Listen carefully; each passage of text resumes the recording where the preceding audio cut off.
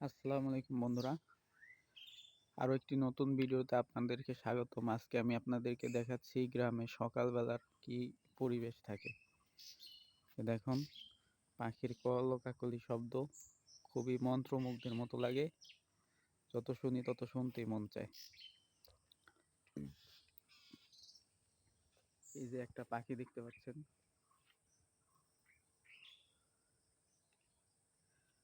আপনাদের এরিয়ায় এই পাখিটার নাম কি? কমেন্টে জানালে উপকৃত হব। আমাদের এখানে এটাকে আপনারা ভাত শালিক বলে। ভাত শালিক না না সরি, এটাকে ঘু শালিক বলে। আর একটা আছে হলো ভাত খায়, সেটাকে ভাত শালিক বলে। এই যে দেখতে পাচ্ছেন সকালের গ্রামীণ যে ঝোপঝাড় আছে, এটির ভিতরে আজকে আমি এসেছি এবং আপনাদেরকে দেখাতে পাচ্ছি যে পাখির কি মনোমুগ্ধকর শব্দ।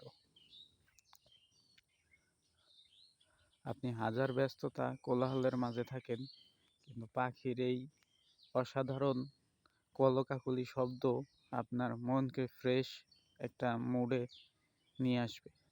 আপনার সারাদিনে যতই ক্লান্তি থাক, এই পাখির কলরব শুনলে আপনাদের মনে যত দুশ্চিন্তা, যত ভয়, যত দ্বিধা, যত কিছুই থাকুক না কেন, এই পাখির মনোমুগ্ধকর শব্দে আপনাদের মন থেকে এটি দূর হয়ে যাবে।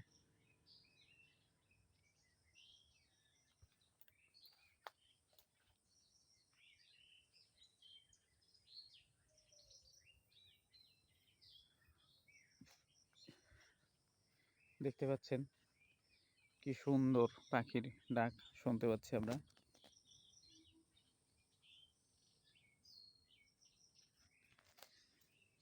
এই জায়গাটা আমার অসম্ভব ভালো লাগে। আসলে জায়গাটা দেখতে একটা বনের মতোই পরিবেশ, বন বনই লাগে, কিন্তু এখানকার পরিবেশ অনেকটাই নীরব এবং নিঃশব্দ। পাখির কলকাকলি শব্দ, তারপর মাছরাঙার উড়ে যাওয়া এবং গ্রামীণ যে পুকুর ঘাট যে দেখতে পাচ্ছেন, এটি এখনো অকেজ হয়ে পড়ে আছে। আমি আপনাদেরকে এখন দেখাতে পারবো, যদি আল্লাহ চায় তাহলে দেখতে পাবেন যে একটি ডাহক পাখি আপনাদেরকে সম্ভবত দেখাতে পারবো।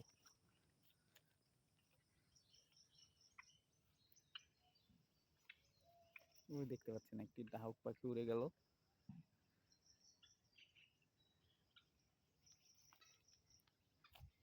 ডাহক পাখির বাচ্চাগুলো আছে কিনা ওই যে দেখতে পাচ্ছেন দূরে ডাহক পাখি।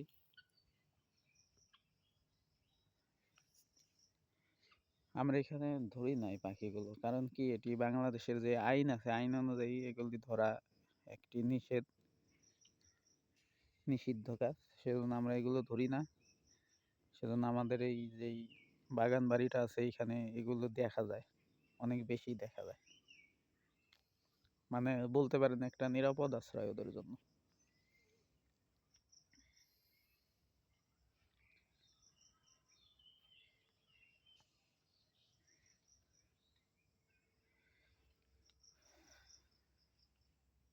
তো আপনাদের বিভিন্ন প্রকারের পাখি দেখালাম। হয়তোবা ভিডিওটি অতটা ভালো হয়নি, তারপরও এরকম মনোমুগ্ধকর ভিডিও আরও দেখতে এবং আমি যেন আরও ভালো ভিডিও করতে পারি, সেজন্য অবশ্যই চ্যানেলটি সাবস্ক্রাইব করবেন এবং লাইক কমেন্ট করে এবং শেয়ার করে অন্যদের মাঝে ছড়িয়ে দিয়ে এই চ্যানেল আরও অগ্রগতি অর্জনের জন্য সাথে থাকবেন, এই আশা ব্যক্ত করে আজকের ভিডিও এখানেই শেষ করছি। আল্লাহ হাফিজ, ভালো থাকবেন সবাই।